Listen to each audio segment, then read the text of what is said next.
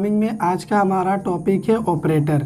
सबसे पहले हम आपको बताएंगे ऑपरेटर क्या होता है, उसके बाद फुल एक्सप्लेनेशन मतलब ऑपरेटर कितने टाइप्स के होते हैं पाइथन में, उन्हें हम कैसे यूज़ कर सकते हैं अपने प्रोग्राम में, इन सभी चीज़ों का प्रैक्टिकल भी हम शो करेंगे। तो सबसे पहले ऑपरेटर का मतलब क्या होता है। Operator is nothing but symbols that perform certain task.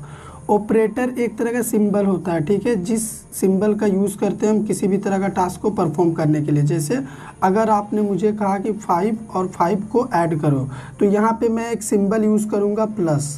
तो ये जो प्लस आप देख रहे हैं ना, यही है ऑपरेटर। और ये सिंबल मैं यहाँ पे बीच में ऐड करूँगा तो ये दो नंबर ऐड हो जाएगा, वैल्यू आएगा 10। तो ये जो सिंबल बीच में देख रहे हैं यही ऑपरेटर है।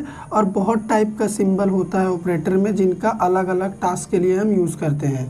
जैसे यहाँ पे देखो बहुत तरह के ऑपरेटर से पाइथन में। जैसे पहला हो गया अरिथमेटिक ऑपरेटर, इसमें आपको addition, subtraction, multiplication, division, floor division और ये इस तरह का ऑपरेटर मिल जाता है, ठीक है। रिलेशनल ऑपरेटर, यहाँ पे देखो कंपेयर के लिए इनका यूज़ करते हैं, less than equal to, greater than equal to, equal to, not equal to, ठीक है। उसके बाद हम पढ़ेंगे लॉजिकल ऑपरेटर क्या होता है, एंड और नॉट। इनका हम किस तरीके से यूज़ करेंगे, किस केस में यूज़ करना चाहिए, ये भी मैं आपको बताऊंगा, ठीक है। सबसे इम्पोर्टेंट होता है बिटवाइज ऑपरेटर। इसे समझना आपके लिए बहुत ज़रूरी है क्योंकि ये बहुत ही कंफ्यूजिंग होता है और कॉम्प्लिकेटेड भी है। तो एक एक चीज़ का मैं प्रैक्टिकल आपको शो करके दिखाऊंगा, ठीक है। असाइनमेंट ऑपरेटर मतलब इक्वल टू, किसी भी वैल्यू को वेरिएबल में स्टोर कराने के लिए यूज़ करते हैं, ठीक है। उसके बाद स्पेशल ऑपरेटर होते हैं पाइथन में, आइडेंटिटी ऑपरेटर और मेंबरशिप ऑपरेटर। तो इनका भी प्रैक्टिकल हम आपको शो करके दिखाएंगे, ठीक है। तो चलिए सबसे पहले हम क्या करते हैं, अरिथमेटिक ऑपरेटर से स्टार्ट करते हैं अपना ऑपरेटर का प्रैक्टिकल सेशन के लिए हम अपने सिस्टम के पास आ चुके हैं। तो यहाँ पे हम सबसे पहले अरिथमेटिक ऑपरेशन परफॉर्म करेंगे। तो अरिथमेटिक ऑपरेशन परफॉर्म करने के लिए हमारे पास कम से कम 2 वैल्यू होना चाहिए, तभी हम कर सकते हैं। अगर 2 वैल्यू होगा तभी तो हम ऐड करेंगे, सब्ट्रैक्ट करेंगे। तो उसके लिए हम एक वेरिएबल लेते हैं a, उसमें वैल्यू दे देते हैं 13, और दूसरा लेते हैं b, उसमें वैल्यू दे देते हैं 2। अब क्या करेंगे, सबसे पहले अरिथमेटिक ऑपरेशन में हम इनको ऐड करेंगे तो a प्लस बी लिखेंगे। a प्लस बी लिखने के बाद सेकेंड अरिथमेटिक ऑपरेशन क्या होता है, इनको हम सब्ट्रैक्ट करेंगे तो a माइनस बी लिखेंगे, ठीक है। इसी तरीके से आप भी बहुत ही आराम से प्रोग्राम बना सकते हैं। फिर मल्टीप्लाई करेंगे, उसके बाद फिर अगला प्रिंट हम लिखेंगे, यहाँ पे डिवाइड करेंगे a और b को। अब यहाँ पे कुछ एक्स्ट्रा होता है पाइथन में अरिथमेटिक ऑपरेशन में परफॉर्म करने के लिए, floor division, 2 times division operator use करना है। और एक पावर के लिए भी, अगर आप पावर में वैल्यू कैलकुलेट करना चाहते हैं तो 2 टाइम्स स्टार सिंबल यानी मल्टीप्लिकेशन सिंबल यूज़ करो, ठीक है। तो इनका आउटपुट क्या आएगा, हम उम्मीद करते हैं आपको पता होगा। पहला वाला का 15 होगा एडिशन, ठीक है। सेकेंड वाला का 11 हो जाएगा सब्ट्रैक्शन। इसी तरह से थर्ड वाला का क्या होगा, मल्टीप्लाई हो जाएगा तो 26, ठीक है। और इसी तरह से फिर अगर हम डिवाइड करते हैं तो इसका रिज़ल्ट क्या आएगा, 6 आना चाहिए। यहाँ पे 6 पॉइंट समथिंग आएगा, ठीक है, 6.5 आएगा। पाइथन में एग्जैक्ट फ्रैक्शनल वैल्यू भी हमें दे देता है। फ्लोर डिवीज़न में आपको आउटपुट में सिर्फ 6 मिलेगा, ये फ्रैक्शनल वैल्यू कंसिडर नहीं करेगा। उसके बाद यहाँ पे एट द एंड हमें 169 रिज़ल्ट में मिलेगा, क्योंकि 13 की पावर 2 यानी 2 टाइम्स 13 को मल्टीप्लाई करने से यही वैल्यू आता है। तो चलो इसको रन करते हैं और देखते हैं सही आउटपुट आ रहा है कि नहीं। तो यहाँ पे प्रोग्राम सक्सेसफुली रन हो चुका है और आप देखो जो आउटपुट मैंने लिखा है, क्या एग्जैक्ट वही आउटपुट आप यहाँ पे देख पा रहे हैं, बिल्कुल। तो ये होता है पाइथन में अरिथमेटिक ऑपरेटर। तो मैंने सिंपल सा प्रोग्राम बनाया, आपको क्या करना है, पाइथन में अरिथमेटिक ऑपरेटर की मदद से कैलकुलेटर बनाना है, ठीक है। अब चलिए हम अपने नेक्स्ट ऑपरेटर की तरफ मूव करते हैं। रिलेशनल ऑपरेटर का यूज़ करते हैं हम कंपेयर करने के लिए। अगर मान लो यहाँ पे मुझे a लेस देन b, उसके बाद a ग्रेटर देन b, इस तरीके से कंपेयर करना हुआ वैल्यू को, लेस देन इक्वल b, ठीक है, ग्रेटर देन इक्वल बी, या फिर इक्वल कंपेयर करे बराबर है कि नहीं, या फिर नॉट इक्वल।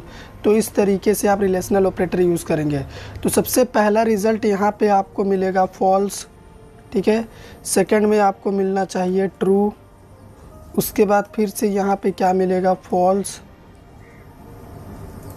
और यहाँ पे आपको ट्रू मिलेगा। और यहाँ पे इक्वल क्या 13 और 2 इक्वल है, नहीं, तो यहाँ पे भी फॉल्स, और एट द एंड आपको ट्रू वैल्यू मिलेगा।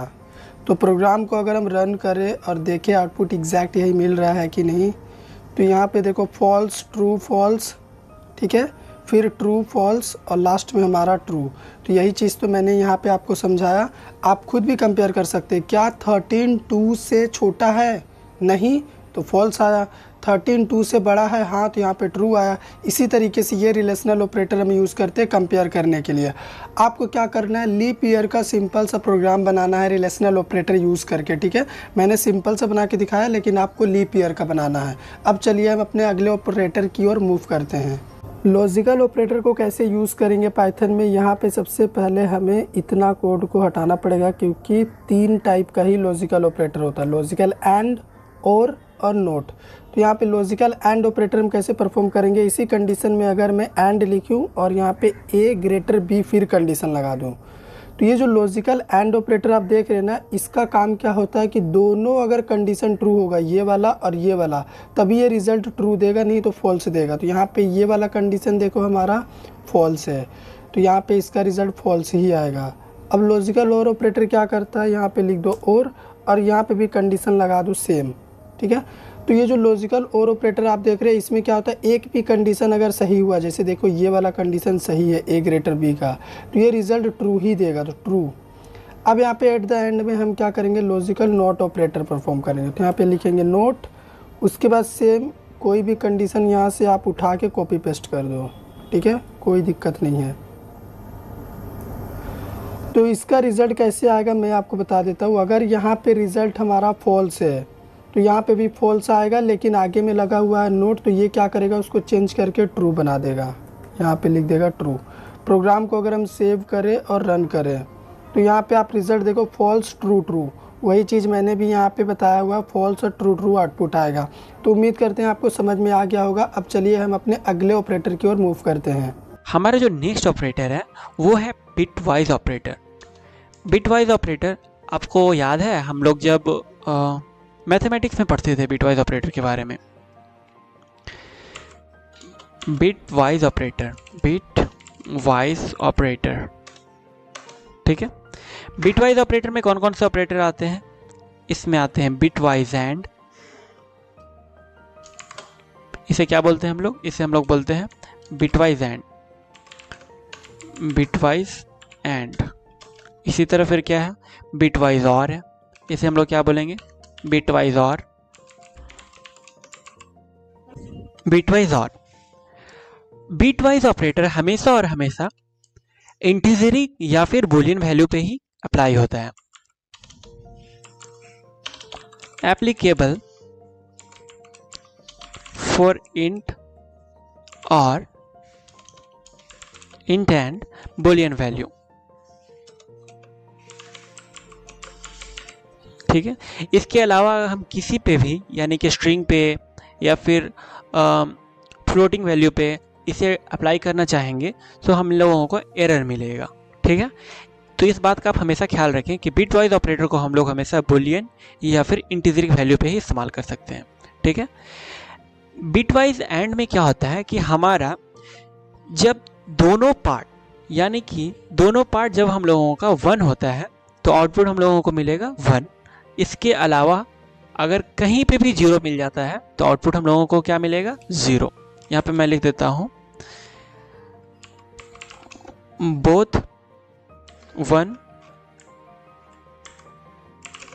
if both 1 then 1 else 0।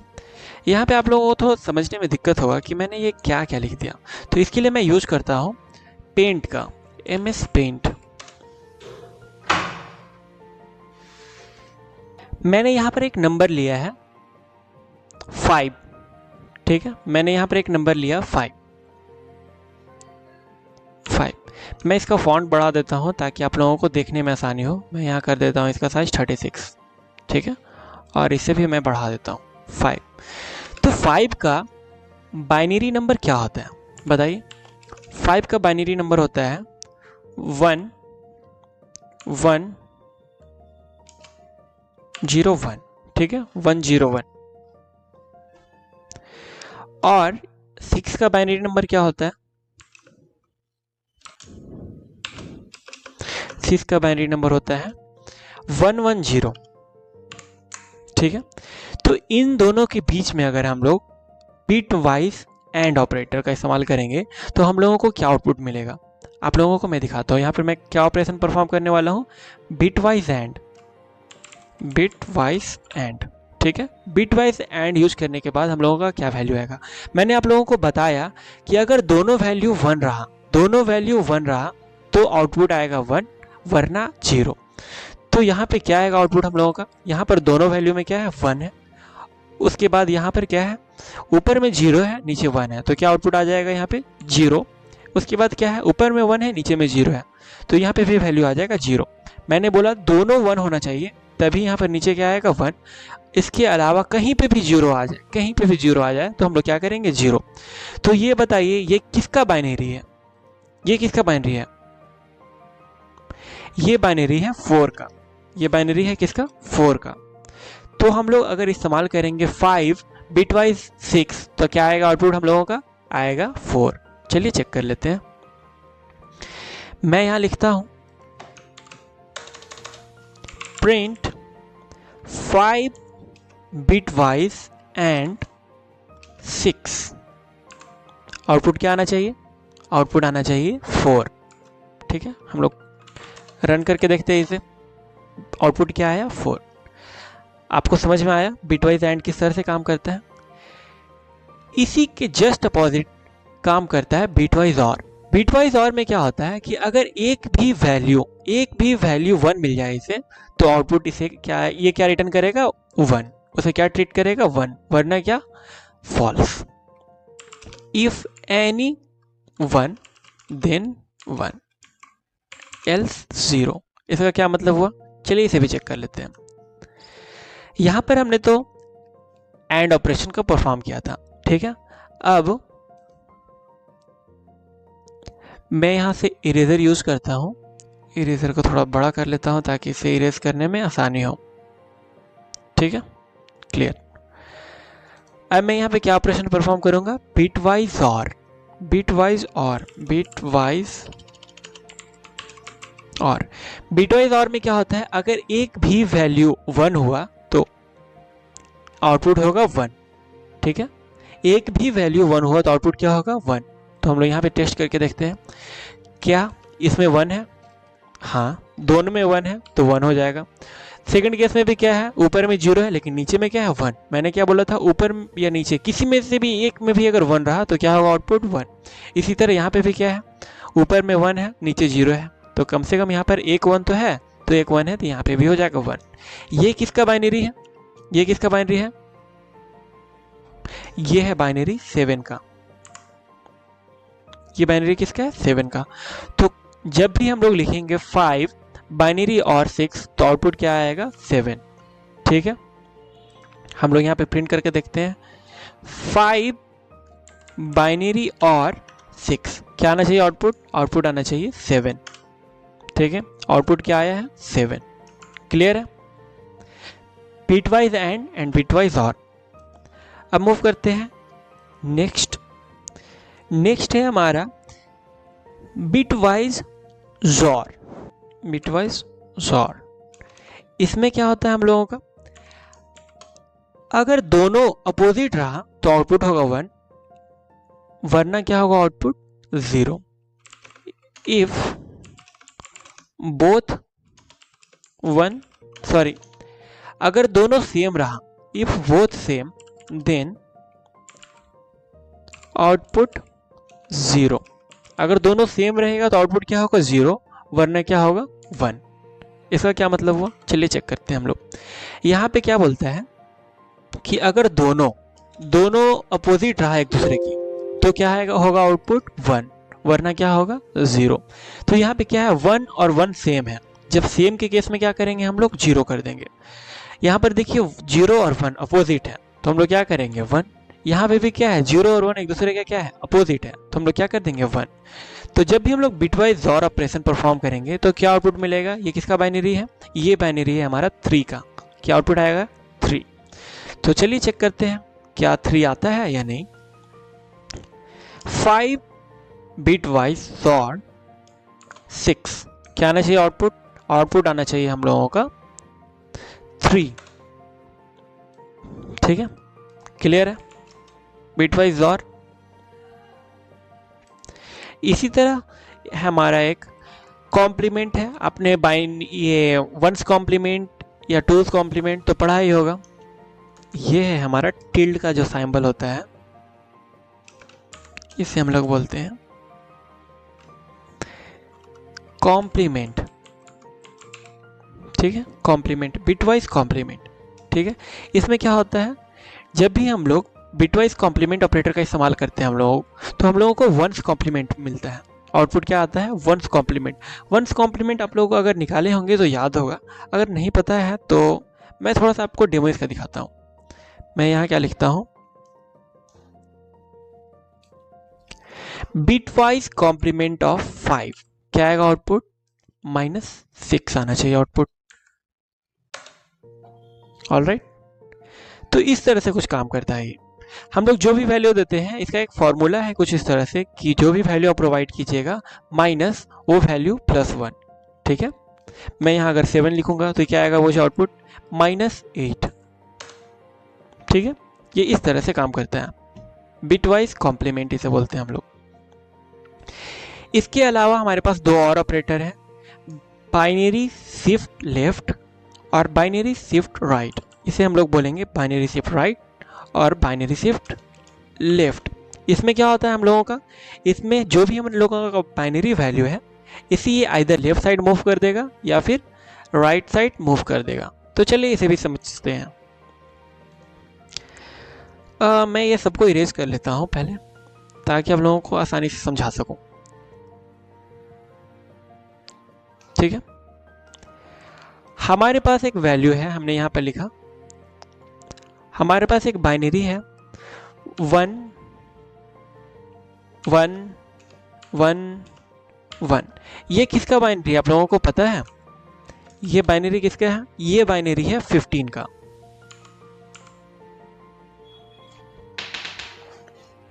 ये बाइनरी किसका है? ये बाइनरी है 15 का। अब मैं यहाँ पे एक डायग्राम बनाता हूँ। ये इस तरह से हमारे पास कुछ एरिया है। ठीक है, इस तरह से कुछ एरिया है, इस तरह से मैंने ड्रॉ कर दिया इसे। हमारे पास कुछ एरिया है। अब मैं इसे, हमारे पास इतना ही छोटा डब्बा है, इतना ही छोटा डब्बा है। अगर मैं इसे राइट साइड शिफ्ट करूंगा, अगर मैं इसे कैसे शिफ्ट करूंगा? Right side. फोर्सली मैं इसे कैसे शिफ्ट करूंगा? Right side. Right side shift करूंगा तो ये किस तरह से हम लोगों का आ जाएगा? हम लोगों का कुछ इस तरह से डब्बा बन जाएगा, क्योंकि इसमें तो और भी इधर राइट साइड में स्पेस है नहीं, तो ये किधर शिफ्ट होगा फाइनली? तो हम लोगों का कुछ इस तरह से वैल्यू आ जाएगा। यहाँ पे आएगा 1 1 और 1। ठीक है, और यहाँ पर तो और कोई एरिया है नहीं, इसलिए ये एरिया एक और जो 1 था ये इस बॉक्स से बाहर चला जाएगा। ठीक है, अब ये किसका बाइनरी है? अब ये किसका बाइनरी है? 111 किसका बाइनरी होता है? 111 होता है किसका बाइनरी? 7 का। तो हम लोग हम लोगों को क्या आउटपुट मिलेगा? 7 मिलेगा। जब भी हम लोग बाइनरी शिफ्ट राइट साइड करेंगे 1 स्टेप, तो क्या मिलेगा हम लोगों को? आउटपुट 7 मिलेगा। तो चलिए चेक करते हैं। हम लोग करेंगे प्रिंट में 15, हमने 15 का बाइनरी दिया था, तो हम लोग यहाँ क्या लिखेंगे? 15 राइट शिफ्ट करना है 1 टाइम। कितना आया आउटपुट? 7 आया। ठीक है, समझ में आ रहा है? आउटपुट कितना आया? 7 आया। अगर यही हम इसे लेफ्ट साइड मूव करते तो, यही इसे लेफ्ट साइड अगर मूव करेंगे तो क्या आएगा आउटपुट? मैं इसे भी क्लियर कर लेता हूं।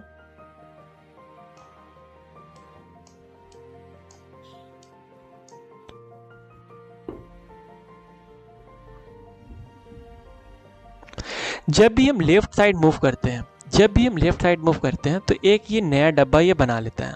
ये क्या करता है? एक नया डब्बा बना लेता है। लेफ्ट साइड जब भी हम लोग मूव करेंगे तो क्या करेगा? ये एक नया डब्बा बना लेगा। और यहाँ पर ये जो था वैल्यू, लेफ्ट साइड मूव करने पे कैसा हो जाएगा वैल्यू? कुछ इस तरह से। यहाँ पे आ जाएगा 1, यहाँ पे भी आ जाएगा second one, third one, fourth one, और यहाँ पे क्या आ जाएगा वैल्यू 0। ठीक है, यहाँ पे क्या आ जाएगा वैल्यू 0। तो यहाँ पे कितना वैल्यू हो जाएगा 32 प्लस यहाँ पे क्या वैल्यू हो जाएगा, इसे हम लोग कैलकुलेट कर लेते हैं। 1 2 4 8 16, तो 16 और 4 कितना होता है 20, 20 और 2 कितना होता है 22, 22 और 8 कितना होता है 30। तो हम लोगों का वैल्यू क्या मिलेगा, यहाँ पे हम लोगों को वैल्यू मिलेगा 30। तो चलिए हम लोग चेक करते हैं क्या ये सही है या नहीं है। 15 को हम लोग क्या करते हैं, लेफ्ट शिफ्ट करते हैं 1 टाइम, क्या आएगा आउटपुट यहाँ पे आना चाहिए 30। क्लियर है। तो कुछ इस तरह से काम करता है बिटवाइज ऑपरेटर। मुझे उम्मीद है आप लोगों को बिटवाइज ऑपरेटर अच्छे से समझ में आ गया होगा। अब हम लोग मूव करते हैं नेक्स्ट ऑपरेटर की तरफ, जो है हमारा असाइनमेंट ऑपरेटर। ठीक है, असाइनमेंट ऑपरेटर किसे बोलते हैं, असाइनमेंट ऑपरेटर बोलते हैं हम लोग जिससे वैल्यू को असाइन कर सकते हैं। जैसे कि इक्वल टू ऑपरेटर को क्या बोलेंगे हम लोग, असाइनमेंट ऑपरेटर। इसके अंदर सिर्फ एक ही ऑपरेटर आता है, इसे हम लोग क्या बोलते हैं, असाइनमेंट ऑपरेटर। ठीक है, इससे हम लोग क्या करते हैं, किसी के अंदर वैल्यू को स्टोर करते हैं। जैसे कि हमें स्टोर करना है 5 के अंदर कुछ वैल्यू, तो हम लोग स्टोर कर सकते हैं। जैसे यहाँ पे मैं लिखता हूँ a इक्वल्स 5, तो हम लोग क्या कर रहे हैं, 5 को असाइन कर रहे हैं किसमें, a के अंदर। अब मैं a को प्रिंट करूंगा तो क्या आएगा आउटपुट, a को प्रिंट करूंगा तो क्या आएगा आउटपुट 5 आएगा। इसी को हम लोग क्या बोलते हैं, असाइनमेंट ऑपरेटर। ठीक है, असाइनमेंट ऑपरेटर क्लियर हो गया आप लोगों का। हमारे जो नेक्स्ट ऑपरेटर है वो है हम लोगों का स्पेशल ऑपरेटर। स्पेशल ऑपरेटर कौन कौन से हैं मैं भी बताता हूँ। स्पेशल ऑपरेटर, ये ऑपरेटर आप किसी और लैंग्वेज में नहीं पढ़े होंगे, थोड़ा सा यूनिक है, इसलिए मैं आप लोगों को बताता हूँ। स्पेशल ऑपरेटर के अंदर 2 तरह के स्पेशल ऑपरेटर होते हैं। पहला तो होता है हमारा आइडेंटिटी ऑपरेटर, आइडेंटिटी ऑपरेटर। ठीक है, आइडेंटिटी ऑपरेटर क्या करता है, आइडेंटिटी ऑपरेटर क्या करता है, ये बताता है कि क्या 2 वैल्यू सेम है या नहीं। मतलब क्या 2 वैल्यू एक ही एड्रेस को, यानी 2 वैल्यू का आईडी के बारे में आप लोगों को मैंने बताया था। ये क्या करता है, ये चेक करता है आइडेंटिटी ऑपरेटर, क्या 2 वैल्यू का आईडी सेम है या नहीं। ठीक है, तो इसके अंदर 2 ऑपरेटर्स आते हैं, इज और दूसरा जो है नॉट, सॉरी इज नॉट। ठीक है, तो चलिए इसे चेक कर लेते हैं हम लोग। a इक्वल्स 5 लिखा, ठीक है, हमने यहाँ पे क्या लिखा, b इक्वल्स टू 5। तो क्या दोनों का आईडी सेम है या नहीं, बिल्कुल दोनों का आईडी सेम है। ठीक है, दोनों का आईडी सेम है, क्यों, क्योंकि यहाँ a और b दोनों क्या है, इम्यूटेबल। और जब भी हम लोगों के पास इम्यूटेबल डेटा टाइप होता है तो एक दूसरे को, यानी कि एक ही ऑब्जेक्ट को दोनों जन पॉइंट कर रहे होते हैं। तो यहाँ पे मैं यहाँ प्रिंट करता हूँ, प्रिंट a इज b, क्या a का आईडी और b का आईडी बराबर है, सेम है, तो ये बोलेगा यस, ट्रू। क्या है आउटपुट हम लोगों का, ट्रू। अच्छा, अब आप लोगों को बोलेंगे कि कैसे हम मान लें कि इसका आईडी और इसका आईडी सेम है। तो चलिए दोनों का आईडी भी प्रिंट करके देख लेते हैं। मैं यहाँ लिखता हूँ आईडी ऑफ ए। ठीक है, आईडी ऑफ ए कैसे प्रिंट करेंगे, यहाँ लिख देंगे आईडी ऑफ ए, और यहाँ पे बी का आईडी प्रिंट करेंगे, आईडी ऑफ बी। आप देखिएगा यहाँ पर दोनों का आईडी सेम आएगा, आप मैच करके देख सकते हो, दोनों का आईडी सेम है। ठीक है, तो ईज ऑपरेटर क्या बताता है, वो दोनों का आईडी चेक करता है। अगर मैं आईडी बी का अगर वैल्यू चेंज कर दूं, बी इक्वल्स में 6 कर दूं, अब क्या दोनों का आईडी सेम रहेगा, नहीं। यहाँ पे आईडी क्या है, दोनों का सेम नहीं है, अलग अलग है। तो मैं यहाँ पर अगर मैं लिखूं कि प्रिंट ए इज बी, तो क्या आएगा आउटपुट हम लोगों का, आएगा फॉल्स। ठीक है, क्या आया वैल्यू हम लोगों का, फॉल्स। क्यों, क्योंकि दोनों का आईडी अलग अलग है। इसी तरह एक और है operator is not. Is not क्या बोलता है, क्या ए का और बी का आईडी अलग अलग है, तो यहाँ पे आएगा ट्रू। क्या आएगा आउटपुट, ट्रू। ठीक है, तो उम्मीद करता हूँ आपको इज और इज नॉट यानी कि आइडेंटिटी ऑपरेटर आप लोगों का क्लियर हो गया। अब मूव करते हैं हम लोगों का लास्ट ऑपरेटर की तरफ, जो है हम लोगों का मेंबरशिप ऑपरेटर। ठीक है, मेंबरशिप ऑपरेटर, मेंबरशिप ऑपरेटर क्या करता है, ये बताता है कि क्या कोई भी पार्टिकुलर स्ट्रिंग या टेक्स्ट या कोई स्पेशल कैरेक्टर जो है वो किसी भी सीक्वेंस का पार्ट है या नहीं, सीक्वेंस का मेंबर है या नहीं। ठीक है, इसका क्या मतलब हुआ, इसके अंदर दो ऑपरेटर आते हैं, पहले वो मैं बता देता हूँ हम लोगों को, इन, और जो दूसरा है हमारा वो है नॉट इन। ठीक है, मैं पता करना चाहता हूँ, ठीक है, मैं इसे क्लोज कर देता हूँ, मैं सबको कमेंट कर ले रहा हूँ। ठीक है, मैं चाहता हूँ कि मैंने एक टेक्स्ट लिखा, क्या यहाँ मैंने लिखा एक मैंने वेरिएबल लिया वैर, यहाँ पे मैंने कुछ वैल्यू दे दिया जैसे कि इंडिया इज ग्रेट। तो मैं पता कर सकता हूँ कि क्या मेरा जो ग्रेट वर्ड है, क्या इस वैर के अंदर जो डेटा है उसका एक पार्ट है कि नहीं। तो हाँ, बिल्कुल पार्ट है। ग्रेट वर्ड जो है वो किसके अंदर आ रहा है, इस वैर नाम के वेरिएबल के अंदर आ रहा है। तो हम लोग यहाँ पे चेक कर सकते हैं, प्रिंट जो हमारा ग्रेट वर्ड है, ग्रेट इन वैर, क्या ग्रेट वर्ड वैर नाम के वेरिएबल के अंदर है। तो यहाँ पे तो बिल्कुल ग्रेट वर्ड जो है हम लोगों का वैर नाम के वेरिएबल के अंदर है। तो यहाँ पे क्या आएगा, आउटपुट आएगा हम लोगों का ट्रू। ठीक है, ट्रू। अगर मैं यहाँ कुछ और लिख दूं जैसे हेलो, क्या हेलो वैर के अंदर है, तो बोलेगा नहीं, फॉल्स। ठीक है, इसी तरह यहाँ पर क्या होता है, नॉट इन होता है। नॉट इन क्या चेक करेगा, क्या हेलो वैर के अंदर नहीं है, ये बात सही है या नहीं, बिल्कुल सही है। तो यहाँ पे क्या आएगा, आउटपुट ट्रू। तो उम्मीद करता हूँ आप लोगों को सारे ऑपरेटर के बारे में अच्छे से समझ में आ गया होगा।